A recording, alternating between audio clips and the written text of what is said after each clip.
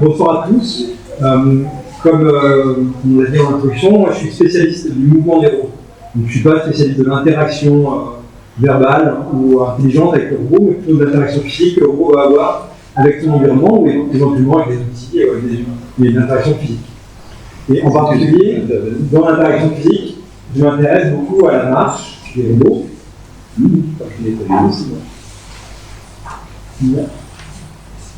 Ici, vous avez un exemple de marche. Est-ce que vous pouvez me dire, vous êtes dans la salle, en avoir la main, qui a déjà vu cette vidéo? Hein? Donc j'ai amené un an de minutes. Donc ici, vous avez le robot Atlas, c'est un robot américain, qui est en train de faire une démonstration de ses compétences, à la fois pour marcher, ce qu'il savait très bien faire jusque-là, et ici pour en plus prendre des objets, les porter dans les escaliers, poser une poutrelle, et ensuite courir en avant. Donc si personne n'a vu, je vais la laisser dérouler un petit peu. C'est une vidéo, si je pose la question, qui a vraiment gagné beaucoup de visibilité en ligne, et notamment qui a été reprise et étudiée sur la télé média par Sonia Delliard, dans une émission que j'aime bien qui s'appelle Les images, où elle étudie au-delà de l'aspect technologique la visibilité et l'emploi de masse pour cette vidéo. C'est pas le Divon, c'est le Super-U là? Le Super-U, c'est un robot complètement autonome qui se fait. Donc je vais expliquer un petit peu pourquoi et comment est-ce qu'on fait des mouvements comme ça. Alors, déjà, en démarrage, pourquoi est-ce que je m'intéresse spécifiquement à la locomotion? Alors, je pense que c'est évident qu'on a envie de mettre des noms à un robot, au moment où on a des enfants, au moment que ce soit les miens ou d'autres enfants en ligne, de dessiner un robot. La plupart des temps, ils vont le mettre des jambes, ou ils vont mettre des trucs pires que les jambes, comme des roues, une seule roue ou des réacteurs. Les jambes, c'est vrai ce qui va être le plus. On a envie d'avoir. On a envie que ça soit simple de marcher. Pour nous, c'est très simple, et on a envie que ce soit clair pour les robots aussi. Alors moi, je pense que j'ai été influencé assez jeune par un exposé, par une émission de la BBC, qui montrait à la fois des progrès du laboratoire de Mark Ebert, qui ensuite a fait le robot Atlas que je viens de montrer, et en même temps des progrès du supercalculateur d'IBM. À ce moment-là, IBM avait construit un supercalculateur qui était tellement puissant qu'il cherchait à brûler le temps de calcul. Et donc ils avaient embauché Carl Sims, qui est un chercheur mais qui est aussi un artiste, pour faire bouger des créatures en ligne. Et alors ici c'est un peu deux antagonismes. Le premier, des heuristiques de contrôle. On va avoir un laboratoire qui va être un laboratoire de mécaniciens, et les voies de contrôle, celles qui vont faire bouger les robots, ils vont les faire à la main. Donc il y a vraiment une sorte d'œuvre d'art ici, mais d'œuvre d'art de mécanicien. Et au contraire ici on a l'artiste qui lui va se mettre en ligne, il ne va pas vraiment faire la mécanique. Mais plutôt que de designer le mouvement des créatures une par une, il va développer un algorithme évolutionnaire, et un algorithme qui va optimiser le mouvement des créatures. Tout seul, on lui donne les lois de la physique. Et l'algorithme va à la fois optimiser les formes des créatures et les mouvements des créatures, jusqu'à obtenir d'abord des créatures qui se déplacent dans l'eau, et ensuite, plus tard, on va enlever l'eau et les créatures vont se déplacer dans ça. Alors, c'est des plans dans l'eau, les créatures vont se déplacer dans ça. Ça, c'est mon inspiration, mais si dans mon laboratoire on étudie la marche, c'est avant tout parce que ça me paraît représentatif des difficultés que va avoir un robot à bouger et à interagir physiquement avec son environnement.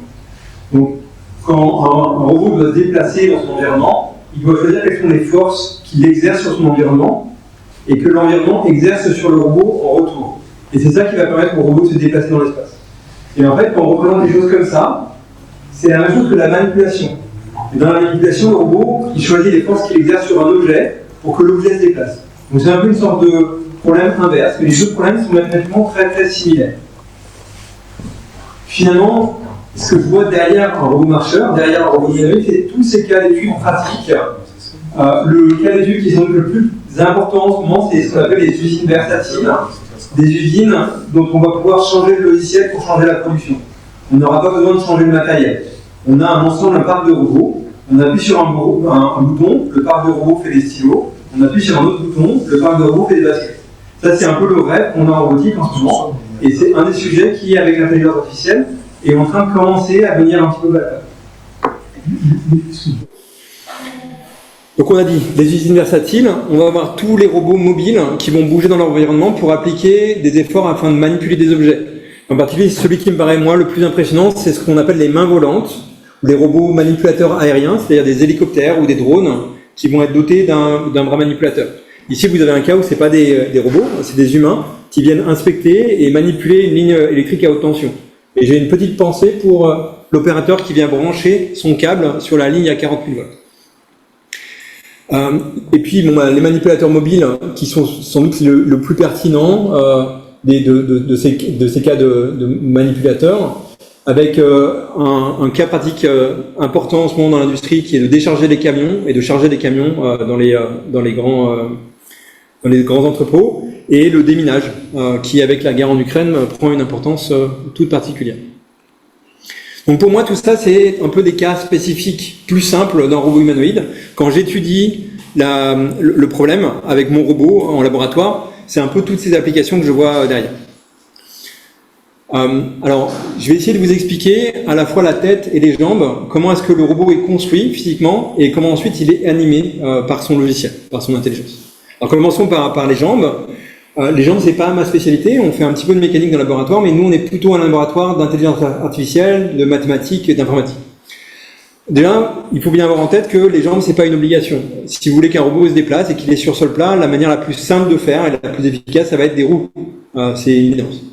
Quand vous avez de la place, c'est sans doute 4 pattes qui seront le plus efficaces, parce que ça apporte une grande stabilité et aussi une grande vitesse, les pattes sont très légères.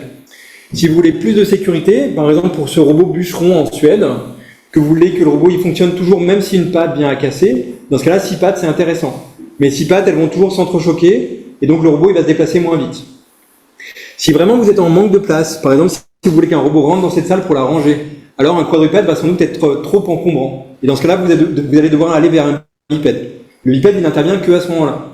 Si vous avez plus de place, c'est un quadrupède. Et puis bien sûr, vous avez des tas de solutions hybrides, l'intelligence humaine n'est pas bridée. Ici, vous avez un centaure, 4 pattes et un torse, et au bout des pattes, il va y avoir des roues. Et puis ces deux robots qui sont peut-être les meilleurs marcheurs qui ont été développés au début des années 2010. Un robot ici qui a 2 genoux par jambe et 2 coudes par bras, ça lui fait 4 genoux et 4 coudes.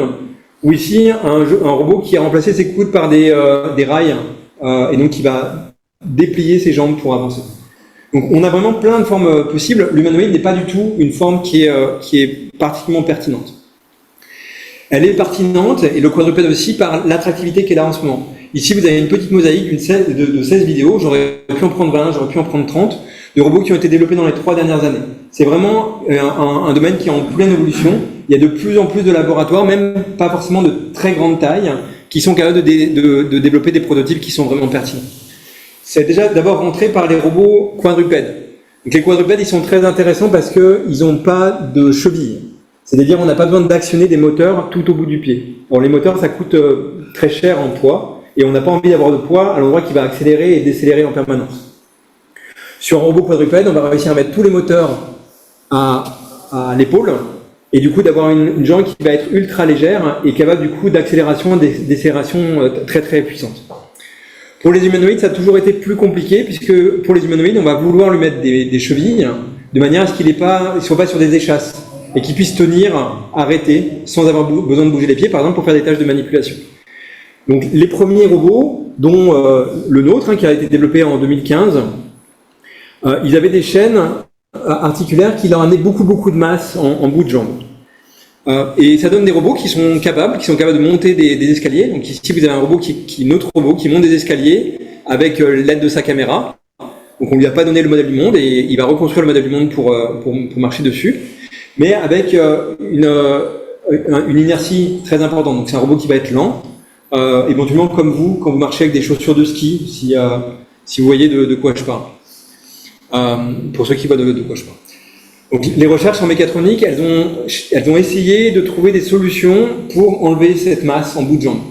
Le premier qui a vraiment marqué la communauté, c'est le robot Atlas, celui que j'ai montré en tout début de vidéo, qui est un robot qui est hydraulique. Donc il va avoir un seul gros moteur dans le dos, et ensuite toute l'énergie mécanique, elle va être apportée aux jambes par des tuyaux très légers.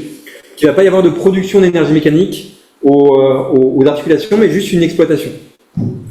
Plus tard, on est passé sur des robots complètement électriques, donc les moteurs sont dans la jambe, c'est pas un groupe hydraulique central, ce qui simplifie grandement la conception.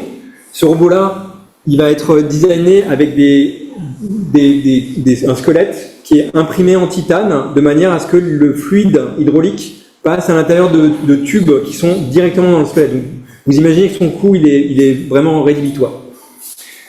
Donc ici on va essayer de mettre les moteurs directement dans la jambe, ce qui va réduire le coût, mais on a du coup une structure parallèle comme ça très compliquée. Et puis petit à petit on arrive à des solutions qui sont de plus en plus simples, avec aussi les progrès de la mécatronique des moteurs, qui amènent ces deux très récents prototypes qui ont été sortis cette année. Ça c'est le robot américain qui a été sorti en février, et vous voyez qu'avec un espace de travail vraiment très important, il arrive à se lever de manière assez spectaculaire. Donc ce robot-là nous a vraiment très impressionnés, et presque plus impressionnant, les Chinois l'ont copié en un mois, et ont ici reproduit un robot. Alors je ne sais pas s'ils avaient déjà un projet très avancé, ou s'ils ont vraiment juste regardé la vidéo, ils ont dit bah oui, on peut faire pareil, mais presque plus impressionnant, on arrive à faire une copie vraiment très efficace. Ce robot-là maintenant est vendu 16 000 €, même si c'est clairement un prix chinois pour casser le marché. Alors parlons maintenant de comment est-ce qu'on anime un robot. Alors, le paradigme qui fonctionne le mieux en ce moment, c'est le paradigme qui est dit du contrôle optimal. C'est-à-dire qu'on va fixer non pas les mouvements que doit faire le robot, mais un objectif quantitatif qui dit au robot si ce qu'il fait est bien ou si ce qu'il fait est mal. Donc, je prends l'exemple ici d'un petit lapin sur une moto qui doit, de manière évidente, passer la ligne d'arrivée le plus vite possible et sans se planter dans le décor. Donc, il va commencer par essayer dans son simulateur interne un premier mouvement, plein gaz, tout droit. Et donc, très vite, il sort de la piste, il s'éclate et il a perdu, il a un très mauvais score. Donc, ensuite, il va essayer d'y aller plein gaz, mais en tournant à gauche. Il va s'éclater dans les corps un peu plus loin, donc le score est un peu mieux, mais c'est toujours pas très bon. Petit à petit, par essai-erreur, il va finir par découvrir le mouvement jaune, qui arrive jusqu'à la ligne d'arrivée, mais pas très vite. Et ça, il va encore l'optimiser pour trouver finalement le mouvement vert qui lui permet d'arriver le plus vite possible sans se planter dans le décor. Donc le problème qu'a résolu le lapin ici, c'était de décider la trajectoire future du robot en optimisant une fonction d'objectif, ici par exemple le temps le plus court, ça pourrait être la moindre énergie, le moindre risque, etc.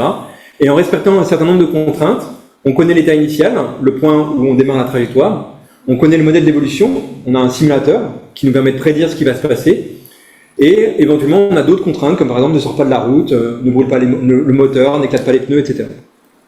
Ça, on va le formuler comme un problème de mathématiques, un programme d'optimisation, et on va ensuite donner ça à un algorithme qui va résoudre ce problème d'optimisation. Et là où ça va être vraiment intéressant, et on va commencer à parler d'intelligence artificielle, c'est que l'algorithme mathématique, il va être découplé de sa formulation. Un roboticien comme moi va pouvoir formuler le problème, et c'est un mathématicien qui va me fournir l'algorithme pour le résoudre. Alors, quelques exemples de ce qu'on peut faire en optimisation. On peut par exemple optimiser une liste de courses de manière à avoir le prix total qui soit minimal. On peut optimiser la taille d'une fenêtre de manière à augmenter la chaleur de la maison. On peut décider des odeurs d'un parfum de manière à maximiser le plaisir d'un client. C'est-à-dire pas comme ça. Et ces techniques d'ingénierie, on parle de programmation mathématique, elle est constante en apprentissage et en intelligence artificielle. Donc ici par exemple, avec les mêmes variables, on va pouvoir définir le problème de définir le pont le plus long ou la tour la plus haute. Tout ça, c'est le même problème d'optimisation, on va juste changer la fonction de coût. Alors, un exemple ici, qui peut me dire, en dessinant la position X horizontale et Y verticale, quel est le maximum sur X, tel que le chapeau, en XY, il y a un chapeau. Est-ce que vous arrivez à lire les prénoms? Alors, qui peut maximiser X sous la contrainte que le chapeau est là? On a le petit bleu qui a une réponse. Chapeau. Tout au fond? On veut minimiser X. Si je dis maximiser, non, on veut minimiser. Donc le plus proche possible de l'axe. Et du coup, on disait Martha, c'est ici. Le plus possible dans votre sens, à gauche, avec un chapeau, c'est là. Voilà.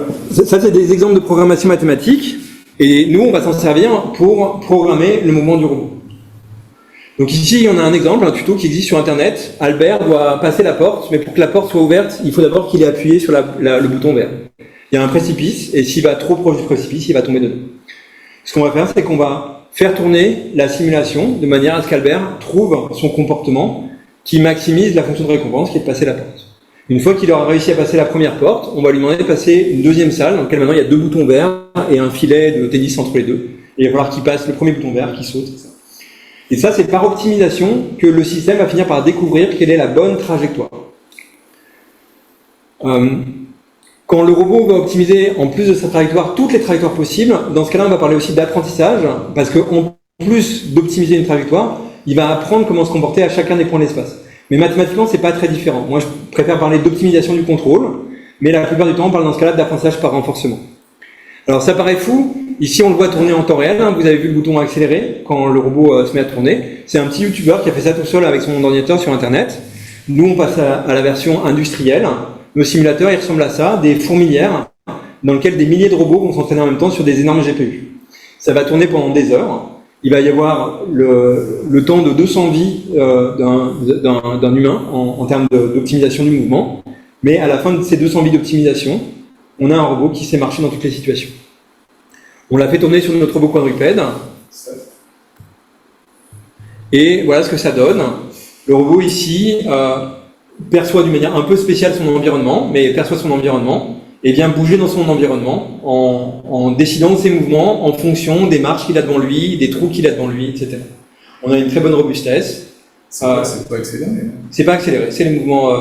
Alors c'est un petit robot, hein, il a des pattes qui sont vraiment légères.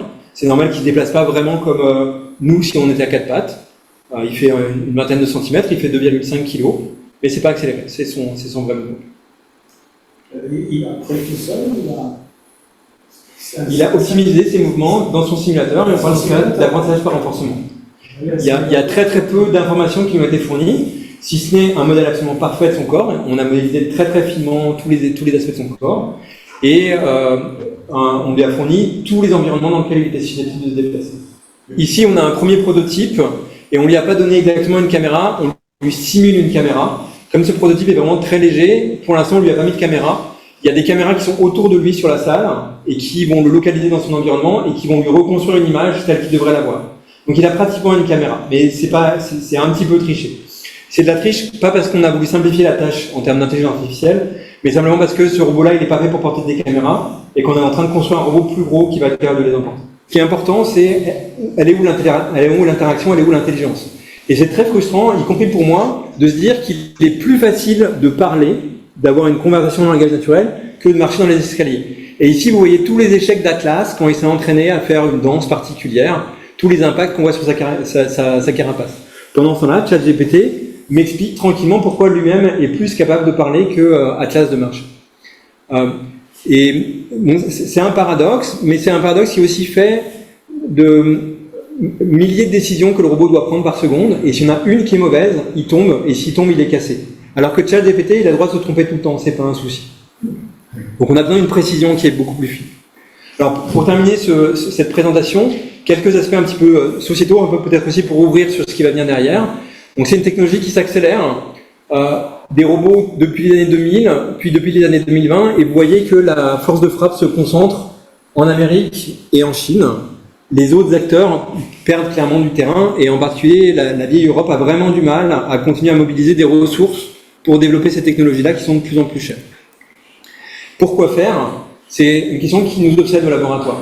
On est captif de la science-fiction. Nous, on a envie que nos robots ils fassent quelque chose. Quand on les présente au grand public, et je pense que vous avez la même question, c'est à quoi ça sert? Moi, je fais de la recherche fondamentale, je ne sais pas à quoi ça sert. Je veux que mon robot il marche et qu'il soit capable de monter dans les escaliers. Ensuite, il peut faire plein de choses. Mais je pense qu'on est quand même encore assez loin de la technologie. Alors 50 ans, peut-être pas. Peut-être qu'on est à 10 ou 20 ans. Mais je pense pas qu'on soit vraiment, je pense pas qu'on en soit à demain. 50 ans avant, les premiers calculateurs de Harvard ne permettaient pas du tout de présager d'Internet ou de la téléphonie mobile. Aucun auteur de science-fiction l'a inventé. Qu'est-ce qu'on peut faire avec des robots? C'est pas très clair. J'ai déjà quelques idées de choses que je voudrais voir et de choses que j'ai pas du tout envie de voir. Donc dans notre laboratoire, on s'est positionné très clairement, on pense que faire des robots armés, c'est-à-dire des armes à prise de décision de tir létal automatique, est une très mauvaise chose.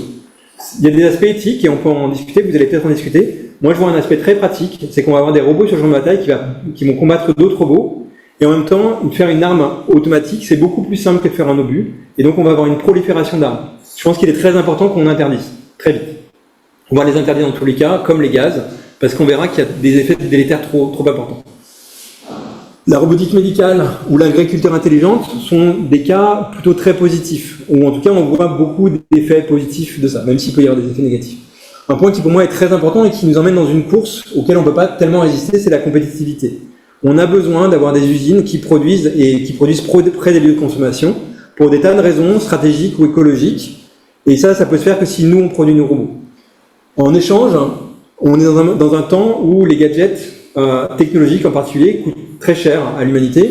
Or, les robots sont d'abord des gadgets technologiques. Avant d'être des objets utiles, ça sera des gadgets technologiques. Si ça nous libère du travail et que ça répond à notre compétitivité, ça amène encore plus une confiscation du travail. Les moyens de production seront à la possession des très riches qui pourront se payer des robots. Pour l'instant, il y a une redistribution des richesses qui se fait par le travail. Si c'est des robots qui travaillent, il n'y aura plus de redistribution des richesses automatique, il faudra légiférer. C'est important de l'anticiper. Et enfin, note spéciale pour moi sur les voitures autonomes qui n'amènent que des effets négatifs. Et je suis très favorable à la révolution qui consiste à poser des cônes de chantier sur les machines pour les faire bugger. Je trouve ça fantastique. Vous allez finir avec les aspects éthiques de la robotique. Moi, j'y vois surtout un aspect carbone. Et je voudrais juste rappeler qu'il y a maintenant un consensus du lien entre le réchauffement climatique et la production de CO2. Actuellement, on émet 40 gigatonnes de CO2 par an. Si on veut rester à 1,5 au-dessus des normales, on a le droit à un budget de 500 gigatonnes en janvier 2000. On en a déjà consommé plus de 150. Il nous reste 330 gigatonnes. Si on veut rester à 2, c'est 730, c'est un peu mieux. Au taux actuel, ça veut dire 8 ans. Il nous reste 8 ans de consommation à 40 gigatonnes. 19 ans si on veut rester à 2 degrés, avec beaucoup de conséquences négatives en plus. Les prédictions, elles sont comme ceci. Si les engagements politiques actuels sont tenus avec une bonne marge d'erreur, on reste dans un réchauffement qui est dans une production qui est très largement au-dessus de 40 gigatonnes. Et ça, c'est si les engagements politiques qui ont été pris sont tenus, ce qui n'est pas le cas. C'est pas les politiques actuelles, c'est les engagements politiques actuels. Si on veut descendre, dans ce cas-là, il faut ces courbes-là qui nous permettent d'arriver rapidement à une neutralité carbone. La robotique peut y participer, mais pour l'instant, c'est pas du tout clair comment. Et pour l'instant, la robotique, elle a tendance à vraiment empirer le problème. Par exemple, les robots ne polluent pas, mais produisent énormément de voitures qui, eux, polluent. En ce moment, on travaille avec Airbus, et c'est un paradoxe que dans le laboratoire, on a du mal à résoudre, même si on pense qu'Airbus, il y a une centrale technologique très intéressante avec qui on continue à avoir envie de travailler. Donc, au-delà de l'éthique, il y a l'aspect de l'éthique du robot lui-même, il y a l'éthique de son utilisation, et j'aimerais que ça soit un sujet de discussion.